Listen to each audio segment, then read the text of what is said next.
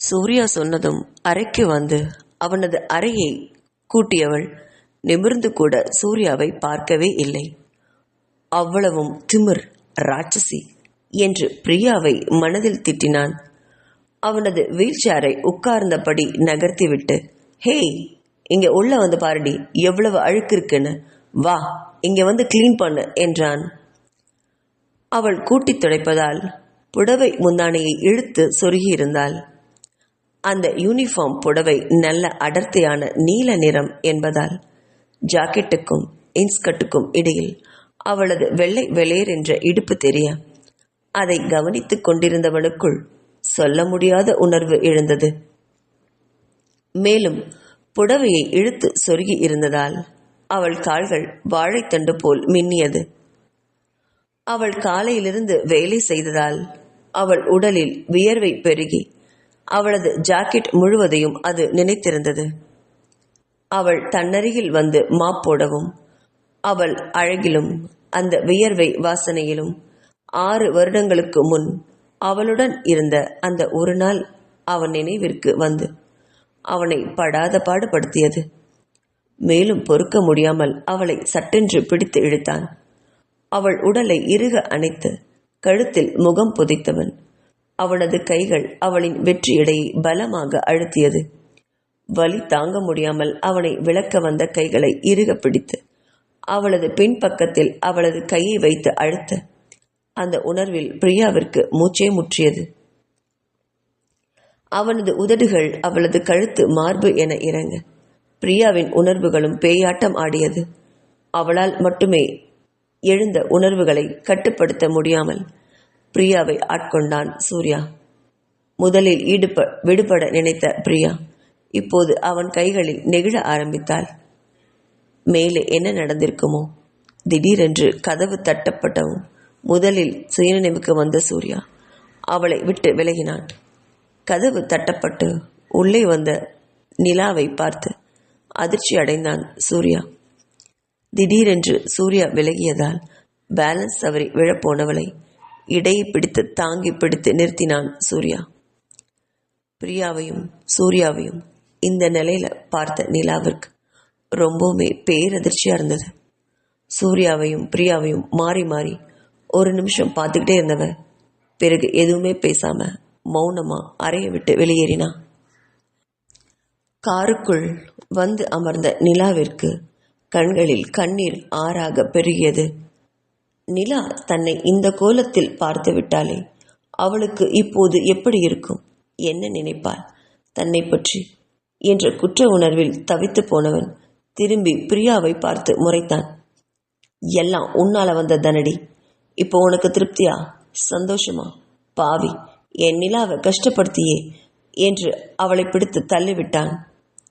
அவனுடைய வார்த்தையில துடிச்சு போனா. நானா இதுக்கெல்லாம் காரணம் என்று கோவத்தோட கேட்டா.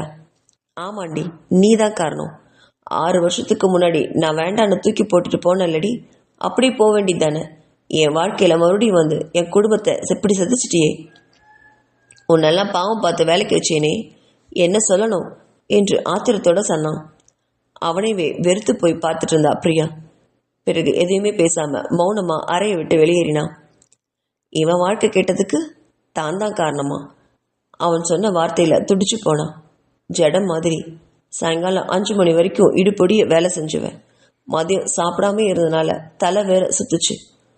சாயங்காலம் 5 மணி ஆனதும் தன்னோட பொருட்களை எடுத்துக்கிட்டு கிளம்பினவளை ஜூலி தடுத்து நிறுத்தினான்.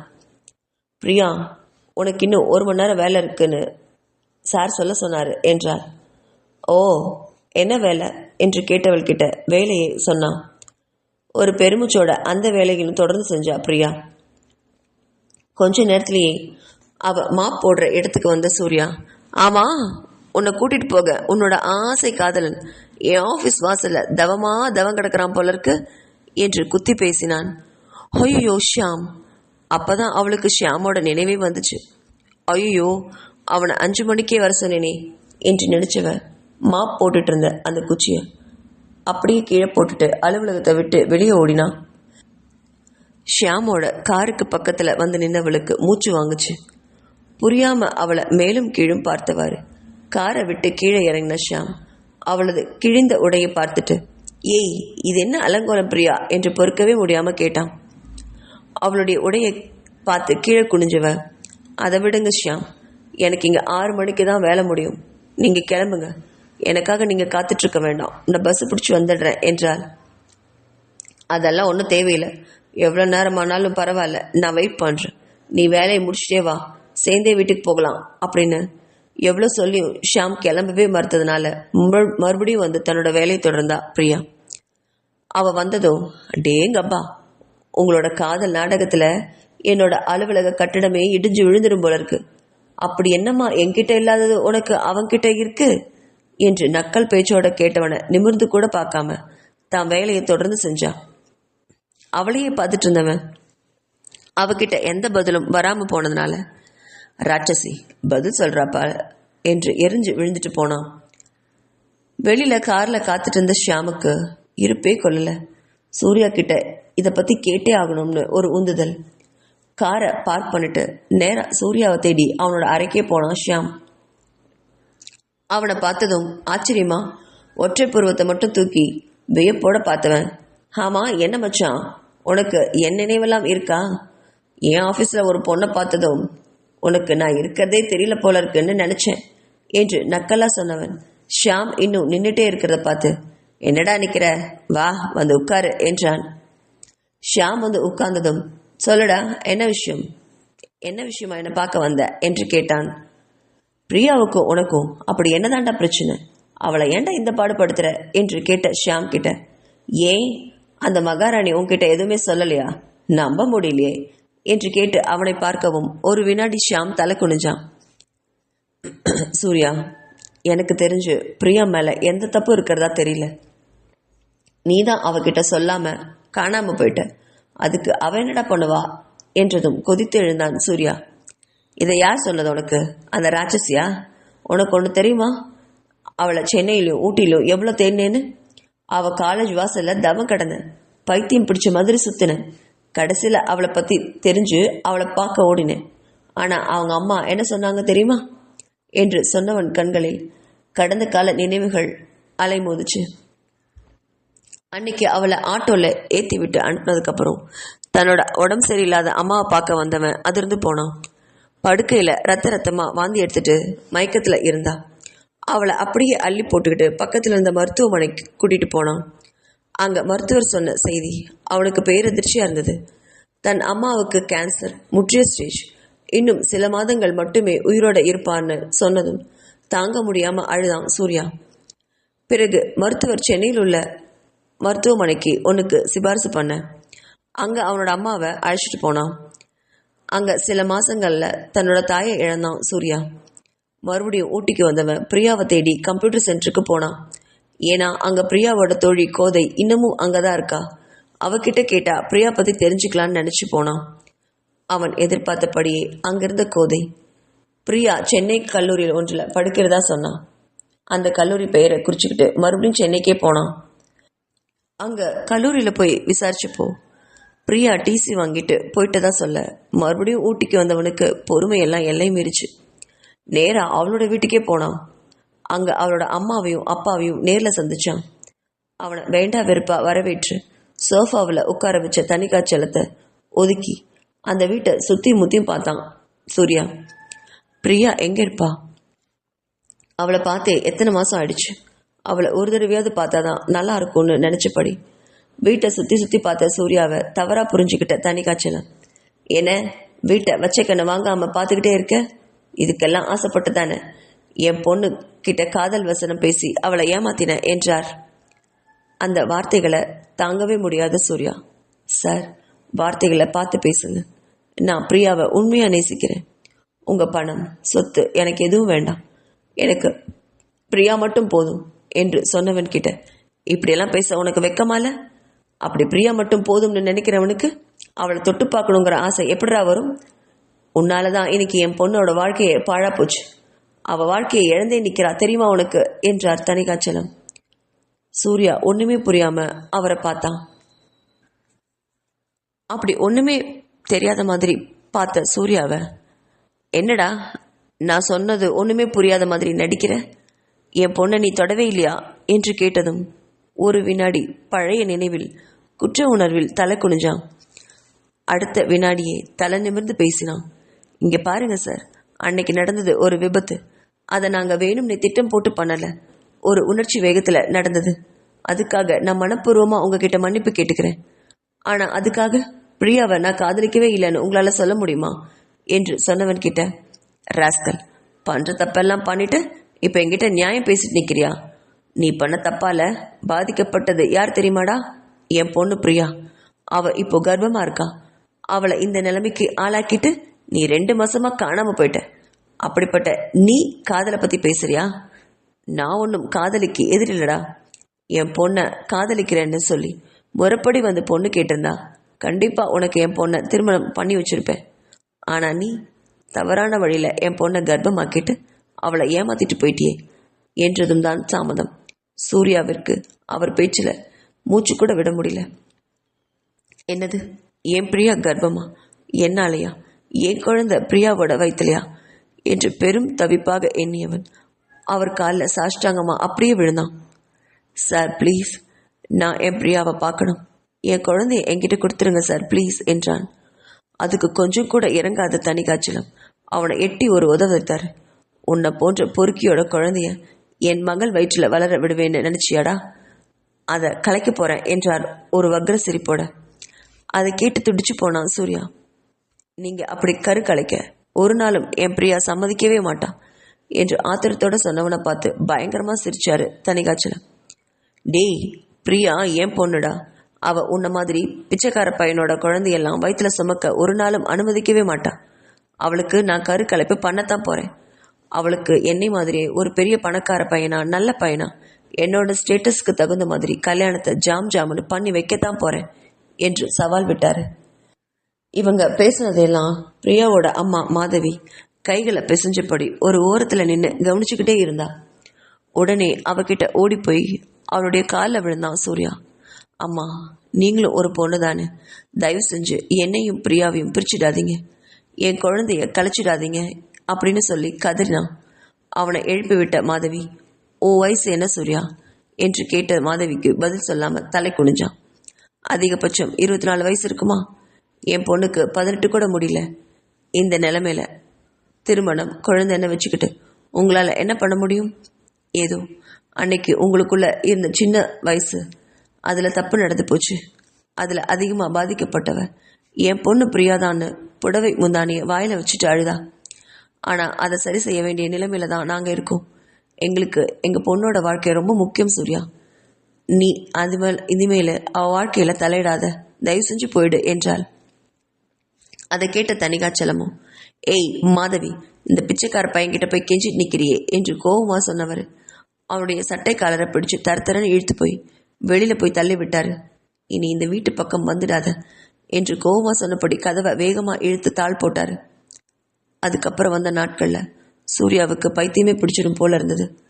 பிரியாவை பார்த்தே ஆகணும்னு துடிச்சு போனான். ஆனால் எங்கே பார்க்கறது, எப்படி பார்க்கறது, அவள் எங்கே, ஒன்றுமே தெரியல. ஏதோ ஒரு யோசனை வர மாதவி போகிற இடத்துக்கெல்லாம் சூர்யா போய் பார்த்தான். மாதவியும் அதை உணராமல் இல்லை. ஆனால் பிரியா ஒரு முறை கூட மாதவி கிட்ட வரவே இல்லை. ஒரு நாள் கோவிலில் மாதவியை தனியாக பார்த்த சூர்யா அவகிட்ட பிரியாவை தாங்கிட்ட ஒரு தடவை காட்டுமாறு கெஞ்சினான். ஆனால் மாதவி ஒப்புக்கவே இல்லை. ஆனால் சூர்யா இறுதியில் பிரியாவுக்கு வேணாம், அவள் சம்மதத்தோட வேற கல்யாணம் கூட பண்ணி வச்சுக்கோங்க, ஆனால் என் குழந்தைய கலைச்சிடாதீங்க, அதை எனக்கு பிச்சையாக கொடுங்க. என் வாழ்க்கையில் இனி அந்த குழந்தைய தவிர வேற குழந்தை இருக்க வாய்ப்பே இல்லை.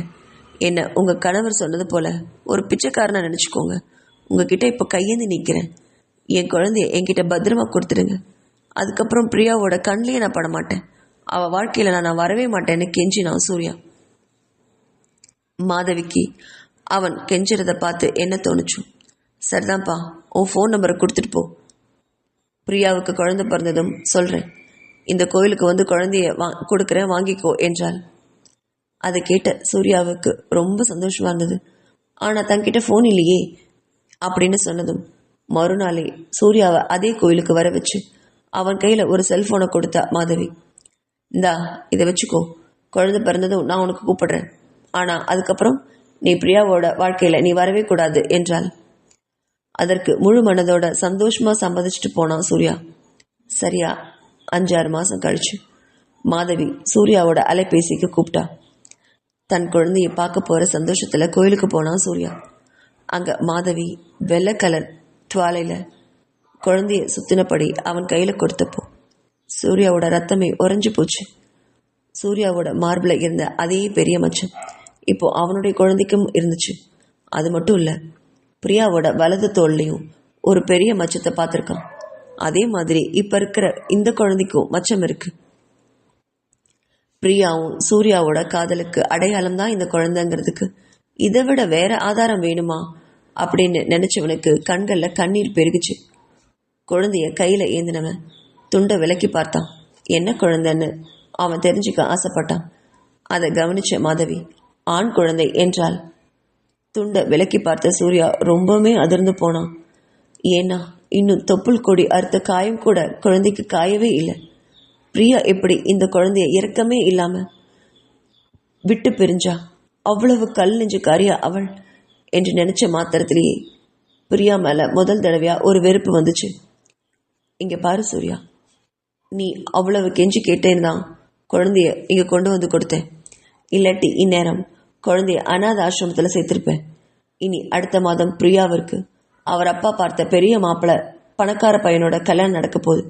அதனால நீ இந்த ஊரை விட்டு குழந்தையோட போறதான் என் பொண்ணோட வாழ்க்கைக்கு ரொம்ப நல்லது என்றவர் ஒரு கட்டு பணத்தை எடுத்து சூர்யா கையில் இருந்த குழந்தை மேல வச்சா. அந்த பணத்தை பார்த்தவனுக்கு உடம்பெல்லாம் எரிஞ்சுது. இந்த பண திமிர்ல தானே என் குழந்தைய குப்பையா எண்ணி தூக்கி வீச நினைச்சாங்க. இவங்களுக்கு மேல ஒரு பெரிய பணக்காரனா வந்து இவங்களுக்கு ஒரு நல்ல பாடம் கற்றுக் கொடுக்கணும்னு மனசுல வீம்போட நினைச்சுவேன்.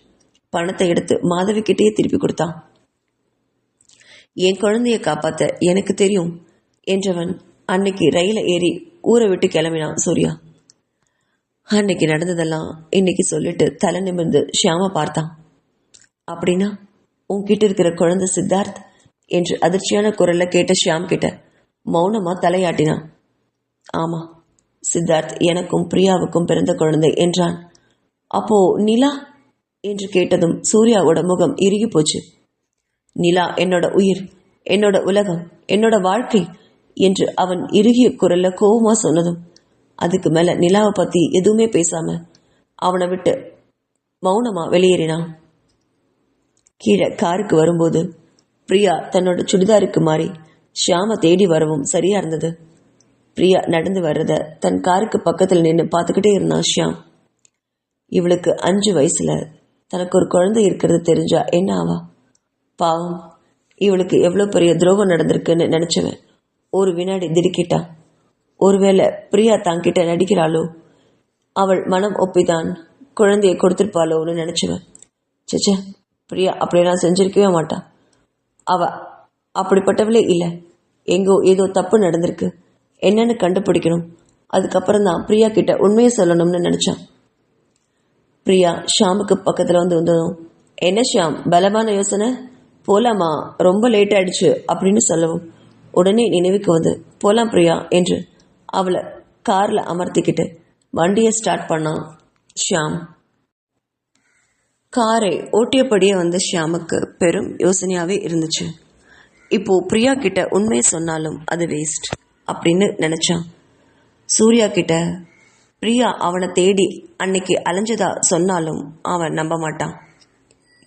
இதுக்கு எல்லாமே விடை மாதவி கிட்ட மட்டும்தான் இருக்கு. மாதவி புத்தி தெளிஞ்சு வாய் திறந்தா மட்டும்தான் இதுக்கெல்லாம் விடையே கிடைக்கும். இடையில இந்த நிலா வேற, அவளை பத்தி சூர்யா கிட்ட கேட்டா உடலுங்கிறான், உயிருன்னு வசனம் பேசுறான் என்று பெருமூச்சோட நினைச்சான்.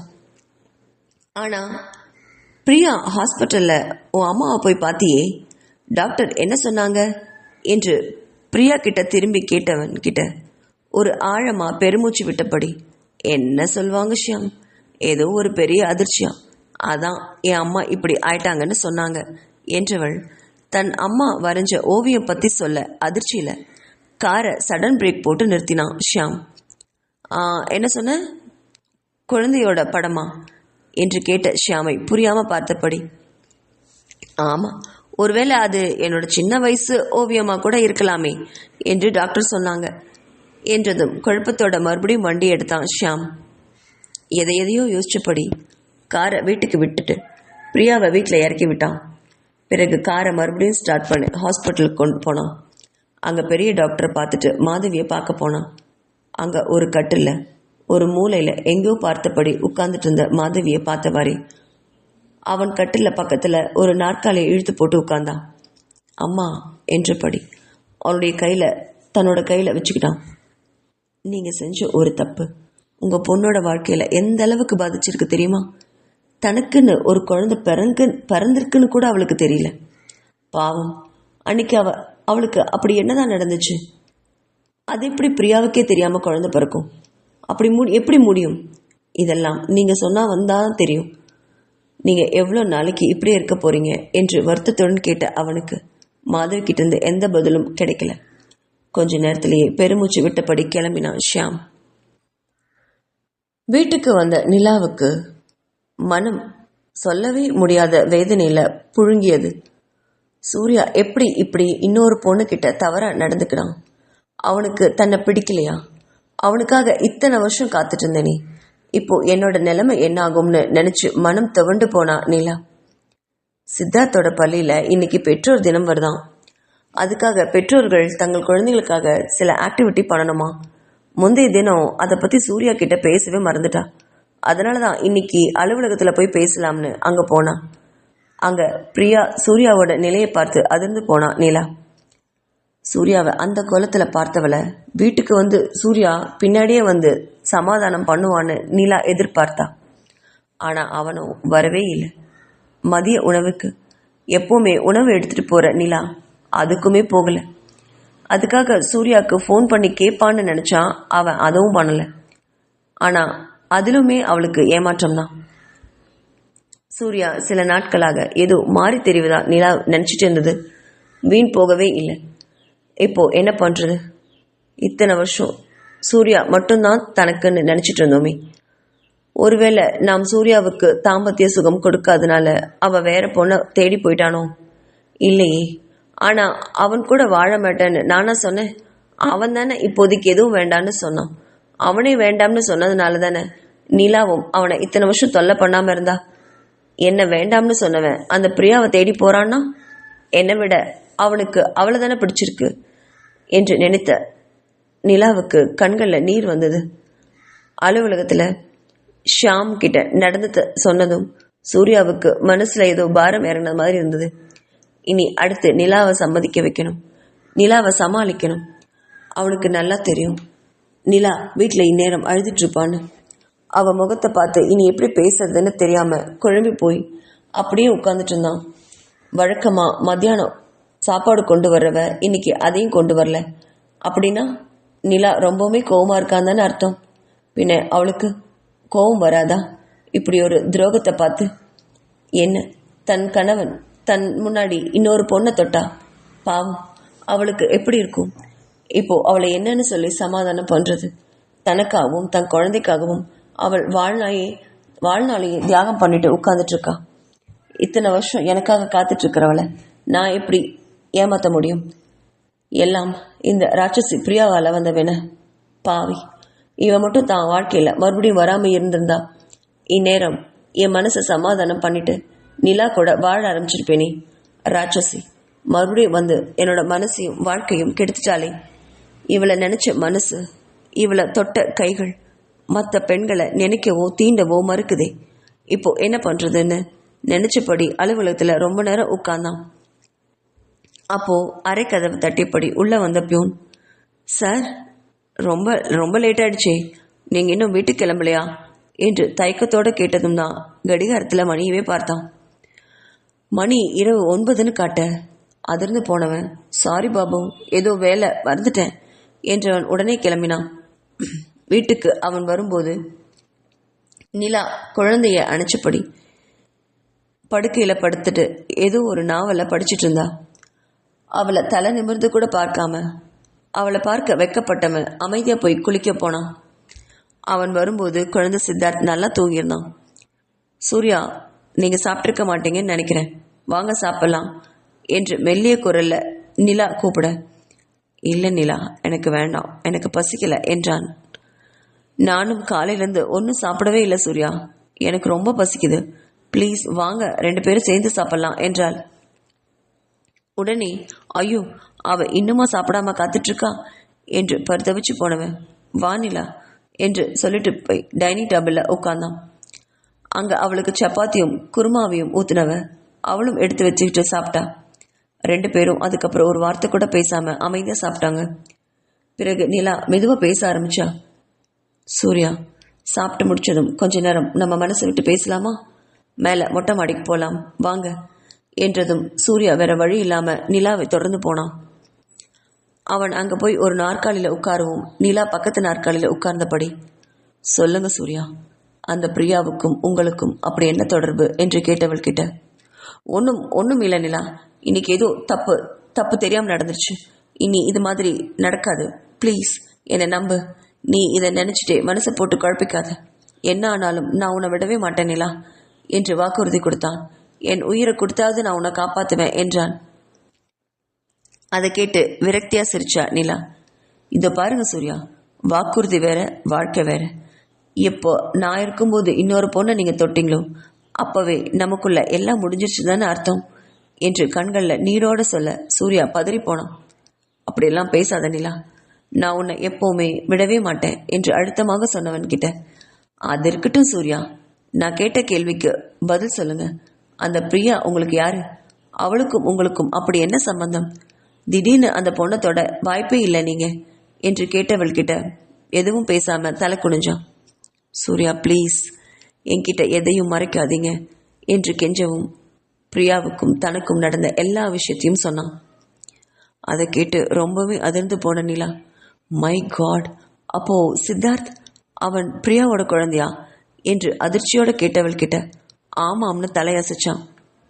இது பிரியாவுக்கு தெரியுமா என்று தயக்கத்தோட கேட்டவகிட்ட இல்லை என்றதும் நிலாவுக்கு ஒரு பக்கம் அதிர்ச்சியாகவும் ஒரு பக்கம் நிம்மதியாக கூட இருந்தது. இந்த பிரச்சனையை எப்படி சரி பண்ணுறதுன்னு அவளுக்கு புரியல. ஆனால் இதில் ஒன்று மட்டும் அவளுக்கு நல்லா புரிஞ்சுது. இனி சூர்யாவும் சித்தார்த்தும் பிரியாவுக்கு மட்டுமே சொந்தம். இனி சூர்யாவோட வாழ்க்கையில் தனக்கு இடமே இல்லைன்னு புரிஞ்சதும் வாய் விட்டு கொஞ்ச நேரம் கதறி அழுதா நிலா. அவள் அழறதை தாங்க முடியாதவன், ப்ளீஸ் நிலா நீ அழாதம்மா, நீ இப்படி அழுதா என்னால் தாங்கவே முடியாது. இனி நான் பிரியாவை ஏறெடுத்து கூட பார்க்க மாட்டேன், என்னை நம்பு, நம்ம இந்த ஊரை விட்டே போயிடலாம், நமக்கு இந்த ஊரே வேண்டாம்.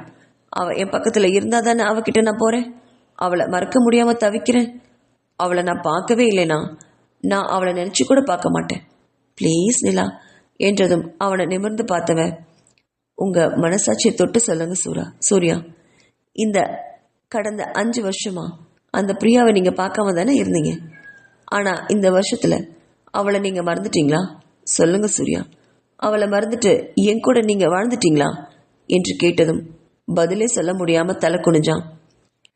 உங்களால் பிரியாவை மறக்கவே முடியாது சூர்யா என்று நிலா கூறவும் அதற்கு பதில் தெரியாமல் திணறினான் சூர்யா. அதுக்கப்புறம் சில நிமிஷம் யாரும் எதுவும் பேசவே இல்லை. கொஞ்ச நேரம் கழிச்சு சிறிய பெருமூச்சோட எழுந்து நின்ன நிலா, இனி இதை பற்றி நம்ம நாளைக்கு யோசிச்சு முடிவு பண்ணலாம், வாங்க சூர்யா இப்போ போய் நிம்மதியாக தூங்கலாம் என்றபடி நிலா முன் நடக்க சூர்யா அவளை பின்தொடர்ந்து போனான். ஷியாமோட வீட்டில் தன்னோட அறையில் வந்து படுத்த பிரியாவால் நிம்மதியாக தூங்கவே முடியல. காலையிலேருந்து பழக்கப்படாத வேலையை செஞ்சது வேற அவள் உடலில் வலி பின்னி எடுத்துச்சு. திரும்பி படுத்தாலும் தூக்கமே வரல. இனி அடுத்த நாளும் அதே வேலையை செய்ய போகணும் என்று நினைச்சவளுக்கு கண்ணீர் மட்டுமே வந்து அவளுடைய தலையணையை நினைச்சது. மறுநாள் அலுவலகத்திற்கு சென்றவன் அன்னைக்கும் அதே வேலையை செஞ்சான்.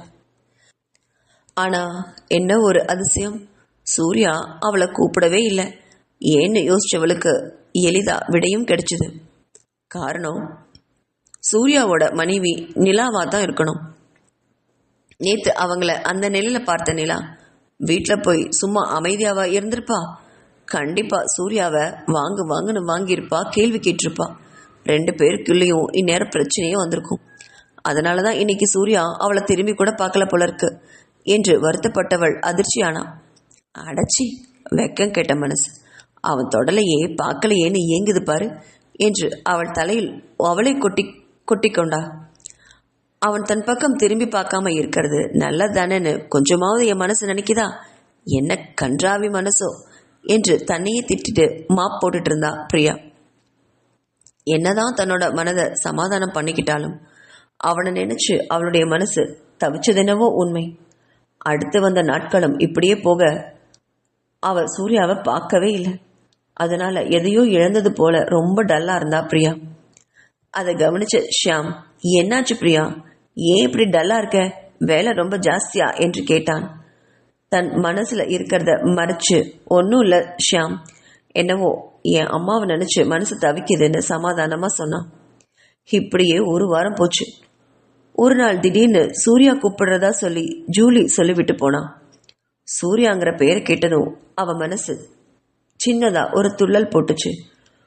ஒரே அலுவலகத்துல இருந்தும் அவனை பார்க்கலவே முடியலையேன்னு இத்தனை நாளா தவிச்சு போயிருந்தான்.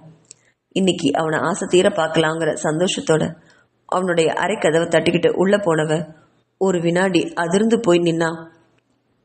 தான் காண்பது கனவா நினவான்னு கூட தெரியாம விழிச்சா.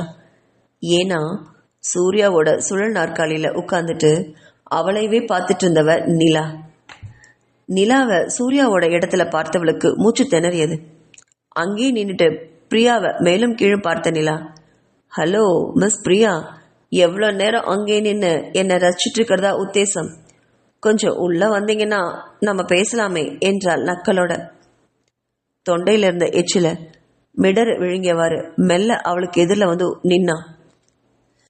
உட்காருங்க பிரியா, நம்ம பேச போற விஷயத்திற்கு உங்களால ரொம்ப நேரம் நிக்க முடியாது பாருங்க என்று அதே குரல்ல சொல்லவும் அங்கிருந்த ஒரு நாற்காலியில மெதுவா உட்கார்ந்தா பிரியா.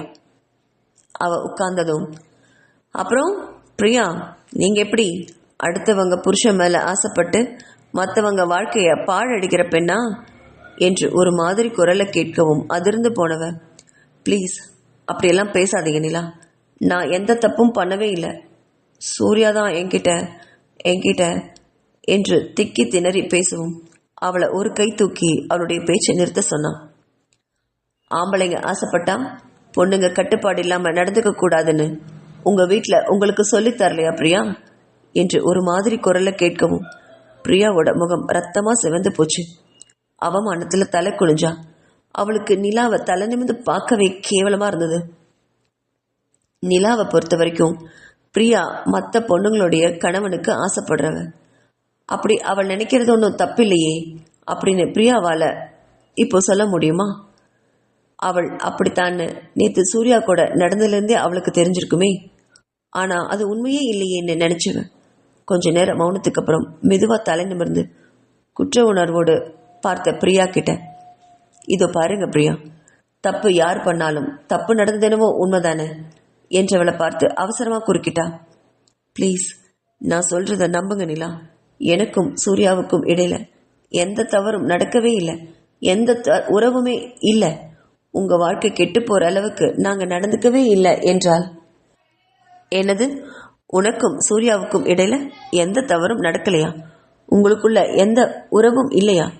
பைத்தியக்காரி, இவங்களுக்கு 5 வயசுல குழந்தை இருக்கிறது தெரியாம என்ன முட்டாள்தனமா வளர்றா என்று நினைச்ச நிலா அதை பத்தி சொல்ல நினைக்க, அப்பதான் அவளுக்கு 2 நாளைக்கு முன்னாடி சூர்யா கிட்ட அவள் கொடுத்த வாக்குறுதி நினைவு வர பல்ல கடிச்சிட்டு அமைதியா இருந்தா. பிறகு இதோ பார் பிரியா, என் கணவர் சூர்யா என்கிறது எவ்வளோ உண்மையோ அதே மாதிரி அவர் ஆசைப்பட்டு உன்னை தொட்டதுங்கிறது உண்மை. அது தவறான தொடர்பாகத்தான் இருக்கணும்னு இல்லையே. என் கணவர் சூர்யாவுக்கு உன்னை பிடிச்சிருக்கு, எனக்கு சூர்யாவை ரொம்ப பிடிக்கும். அதனால அவர் ஆசையை நிறைவேற்றுறது தானே உண்மையான மனைவிக்கு அழகு. அதனால தான் அதை பற்றி பேச உங்களை கூப்பிட்டேன் என்றாள். அவ பேசுறது ஒன்றுமே புரியாம திருன்னு விழிச்சா பிரியா. அப்படின்னா என்னங்கிறது போல அவ பார்க்க, அவ பார்வையை உன்னிப்பா பார்த்து ரசிச்ச பிரியா கிட்ட, உனக்கு இப்போ 2 ஆப்ஷன் கொடுக்குறேன். ஒன்று, சூர்யாவோட ஆசை தீர்ற வரைக்கும் அவருக்கு ஆசை நாகியா இருக்கணும். இல்லை சூர்யாவோட 2வது மனைவியா நீ கல்யாணம் பண்ணிக்கணும். உனக்கும் அவர் மேல ஆசை இருக்கிற பட்சத்துல இந்த 2ல் ஒன்றை தேர்ந்தெடுக்கிறது உனக்கும் லாபம் தானே என்று சொன்ன நிலாவை அதிர்ச்சியோடு பார்த்தா. இவ என்ன பைத்தியமா அப்படிங்கிற மாதிரி நினைச்சா பிரியா. எனக்கு ஒன்றும் புரியல நிலா, சூர்யா உங்கள் கணவர் தானே என்று சந்தேகமாக கேட்டவகிட்ட, இதுல உனக்கு சந்தேகம் வேறையா பிரியா? சூர்யா என் கணவன் தான், அதனால தான் அவருடைய ஆசையை நிறைவேற்றுறது என் கடமைன்னு நினைக்கிறேன் என்றாள்.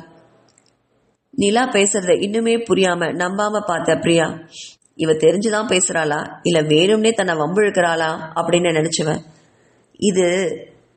அது என்ன, திருமணமே இல்லாத இன்னொரு ஆப்ஷனையும் எனக்கு கொடுக்குறீங்களே என்று சந்தேகமாக கேட்டவகிட்ட, ஆமா பிரியா, இப்ப பாருங்க, ஆசைங்கிறது வேற, கல்யாணங்கிறது வேற இல்லையா? ஆசை நாயகினா அந்த பந்தத்திலிருந்து நீங்க எப்ப வேணாலும் விடுச்சு போயிடலாம். அதே மாதிரி சூர்யாவும் வெளியேறலாம். ஆனா கல்யாணம் அப்படி இல்லையே, கஷ்டமோ நஷ்டமோ 2 பேரும் சூர்யா கூட வாழ்ந்தே ஆகணும் இல்லையா என்றாள்.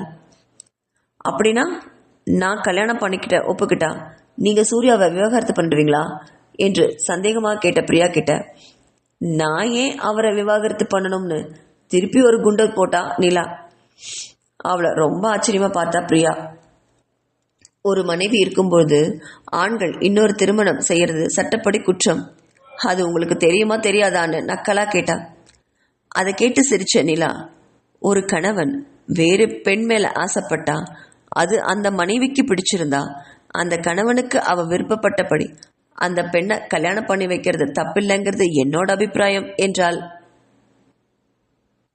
அதை கேட்ட பிரியா, இவ என்ன பெரிய நலாயினியா, புருஷனுக்காக புருஷனையை விட்டு கொடுக்க என்று நினைச்சவ மெதுவா தன்னோட நாற்காலியை விட்டு எழுந்து நின்னா.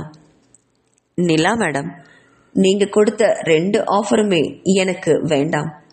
நான் உங்க அலுவலகத்துல கூட்டி துடைக்கிற வேலை பார்க்குற ஒரு சாதாரண வேலைக்காரி. எனக்கு உங்க கணவர் கிட்ட இருந்து ஒரே ஒரு ஆஃபர் மட்டும் கிடைச்சா போதும். அவர்கிட்ட இவ்வளவு படிச்சுட்டும் இந்த மாதிரி வேலை பார்க்கறதுக்கு ஒரே ஒரு காரணம் என்ன தெரியுமா? சூர்யா என்கிட்ட இந்த வேலையை விட்டுட்டு போனா 25 லட்சம் ரூபாய் நஷ்ட ஈடு கொடுக்கணும்னு என்கிட்ட கையெழுத்து வாங்கியிருக்கிறது மட்டும்தான். நீங்க கொடுத்த ஆப்ஷன்ல நான் உங்களுக்கு 3வது ஆப்ஷனையும் சேர்த்து கொடுக்குறேன். என்ன இந்த வேலையிலிருந்து விடுவிச்சிடுங்க. நான் யார் கண்ணுக்கும் புலப்படாம எங்கேயாவது போயிடுறேன். யாருடைய கல்யாண வாழ்க்கையிலும் தலையிட்டு அவங்களுடைய நல்ல வாழ்க்கையை பறிக்க எனக்கு துளி கூட விருப்பம் இல்லை. என் பெற்றோர்கள் என்னை அப்படி வளர்க்கவும் இல்லை என்று தலை நிமிர்ந்து சொன்னவன் அதுக்கு மேல அங்க ஒரு வினாடி கூட நிற்காம அறையை விட்டு வெளியேறினான். அவள் அப்படி கம்பீரமா பேசிட்டு போறத ஒரு ஆச்சரியத்தோட பார்த்துக்கிட்டே இருந்தா நிலா. இந்த பொண்ணை பத்தி சூர்யா கணிச்சது எவ்வளோ பெரிய தப்புன்னு புரிஞ்சுக்கிட்டா நிலா. பணத்துக்கு ஆசைப்படுற பொண்ணா இருந்தா கண்டிப்பா இப்படி நடந்து கொள்ள வாய்ப்பே இல்லை. அப்படி ஆசைப்படுற பொண்ணு இந்நேரம் அவள் கொடுத்த வாய்ப்பை அழகா பயன்படுத்தியிருப்பா என்று நினைச்சவன் இங்க நடந்ததை சூர்யா கிட்ட போன்ல அப்படியே சொன்னா நிலா. அதை கேட்டு சூர்யா நக்கலா சிரிச்சான். நிலா சொன்னதை கேட்ட சூர்யா, அவ உன்கிட்ட நல்லா நடிச்சிருக்கா நிலா, அவளை நம்பாத, அவளுக்கு பணம் தான் பெருசு, அதுக்காகவே அவளுடைய தன்னோட உடம்பு காமிச்சிட்டு பார்ல நிக்கிறா தெரியுமா என்று கூறி பிரியாவை நம்ப மறுத்தான் சூர்யா. இனி சூர்யா கிட்ட பேசி எந்த பிரயோஜனமும் இல்லை, நாம வேற வழிதான் தேடணும். எப்படியாவது பிரியாவை சூர்யாவுக்கு கல்யாணம் பண்ணி முடிச்சிடணும் என்று வைராக்கியத்தோட நினைச்சா நிலா. அவ அப்படி அமைதியோட இருக்கிறத கவனிச்ச சூர்யா நிலாவை புரிஞ்சுக்கிட்டு, நிலா ப்ளீஸ் இந்த முயற்சியை கைவிட்டுடு, நான் இனி பிரியாவை நினைக்கவே மாட்டேன் ப்ளீஸ் என்றான். அதை கேட்ட நிலாவுக்கு 4 நாளுக்கு முன்னாடி அவங்களுக்குள்ள நடந்த ஒரு வாக்குவாதம் நினைவுக்கு வந்துச்சு. நிலா, நான் சொல்றது கேளு, இந்த விபரீத விளையாட்டெல்லாம் வேண்டாம் என்று கெஞ்சிக்கிட்டு மிரட்டிட்டு இருந்தான் சூர்யா. இல்லை சூர்யா, எனக்கு என்னவோ பிரியா நல்ல பொண்ணு மாதிரி தான் தோணுது. நீங்க தான் அவங்கள தப்பா புரிஞ்சிட்டு இருக்கீங்களோன்னு எனக்கு படுது என்றாள். அதை கேட்ட சூர்யா, இருக்கட்டும் நிலா, அந்த பிரியா ரொம்ப நல்லவளாகவே இருக்கட்டும், ஆனா அவன் நம்ம வாழ்க்கையில வரவே வேண்டாம், சொன்னா கேளு நிலா என்றான். முடியாது சூர்யா, இந்த விஷயத்துல நீங்க என்ன சொன்னாலும் நான் கேட்கவே மாட்டேன். நான் சொல்றத நீங்க கேட்டுதான் ஆகணும். இல்லைனா நான் இந்த வீட்டை விட்டு, உங்களை விட்டு, உங்க குழந்தைய விட்டு நிரந்தரமா பிரிஞ்சிருவேன் என்று மிரட்டினாள். அதை கேட்ட சூர்யா அதிர்ந்து போய் நிலா சொல்றதுக்கு சம்மதிச்சான். சரிதான் நிலா, நான் ஒப்புக்கிறேன். ஆனால் என் பக்கம் 2 கண்டிஷன் இருக்குது. அதுக்கு நீ சம்மதிச்சா மட்டும்தான் நான் சம்மதிப்பேன் என்றான். சரி சொல்லுங்க என்று கேட்ட நிலா கிட்ட, எந்த காரணத்தை கொண்டும் நீ என்னோட மனைவி அப்படிங்கிற ஸ்தானத்தை விட்டு இறங்கவே கூடாது. 2வது, குழந்தை சித்தார்த் பிரியாவோட குழந்தைன்னு என்னைக்குமே நீ அவகிட்ட சொல்லக்கூடாது. சித்தார்த் கடைசி வரைக்கும் உன் குழந்தைய மட்டும்தான் வளரணும். நான் ஏழை அப்படிங்கிற ஒரே காரணத்துக்காக என் குழந்தைய குப்பை மாதிரி வீசி எறிஞ்ச அவகிட்ட என் குழந்தைய ஒப்படைக்க நான் தயாரா இல்லைன்னு ஆத்திரத்தோட சொன்னான். அதை கேட்ட நிலா சூர்யா சொன்னதுக்கு சம்மதம் தெரிவிச்சா. சரி சூர்யா, இனி பிரியா கிட்ட நான் பேசுறேன். அவங்க கல்யாணத்துக்கு ஓகே சொன்னதும் திருப்பதியில் வச்சு நம்ம கல்யாணத்தை முடிச்சிடலாம் என்று நிலா சொன்னதை கேட்டு வாய்விட்டு சிரிச்சான். என்ன நிலா, உனக்கு அவ மேல அவ்வளோ நம்பிக்கையா? எனக்கு தெரிஞ்சு அவ பணத்துக்கு ஆசைப்பட்டு என்ன ஆசை நாயகியா என் கூட வாழ ஆசைப்படுவாளே தவிர கல்யாணம் செய்யறதுக்கெல்லாம் அவ ஒப்புக்கவே மாட்டா என்றான். அதையும் தான் பார்க்கலாமே சூர்யா என்ற நிலா அடுத்த 4வது நாளில் பிரியாவை கூப்பிட்டு பேசினான். ஆனால் பிரியா இந்த 2 ஆப்ஷனுக்குமே ஒப்புக்கொள்ளாம ஒரு வகையில் நிலாவையும் சூர்யாவையும் மறுத்தது 2 பேருக்கும் பெரிய அதிர்ச்சியாக இருந்தது. மறுபடியும் ஃப்ளோரை மாப் போட்டு தொடங்கின பிரியாவுக்கு ஆத்திரமும் கோபம் தான் தாங்கவே முடியல. இவங்களுக்கு எவ்வளவு ஒரு பணத்துமிரு இருந்தால் தனக்கு இது போல ஒரு ஆப்ஷனை கொடுப்பாங்க. சூர்யாவோட அனுமதி இல்லாமல் நிலா இந்த மாதிரி பேசியிருக்க வாய்ப்பே இல்லை. தன்னை பற்றி 2 பேரும் அப்படி என்னதான் நினச்சிட்டு இருக்காங்கன்னு உடம்பெல்லாம் அவளுக்கு பத்தி எரிஞ்சுது. அம்மா அப்பா இல்லாத அனாதை தானே, இழுத்த இழுப்புக்கு இவ வருவான்னு அலட்சியமாக நினச்சிட்டாங்க போல இருக்கு. இருக்கட்டும், இவங்களுக்கு சரியான பாடத்தை இப்போ புகட்டிட்டோம்.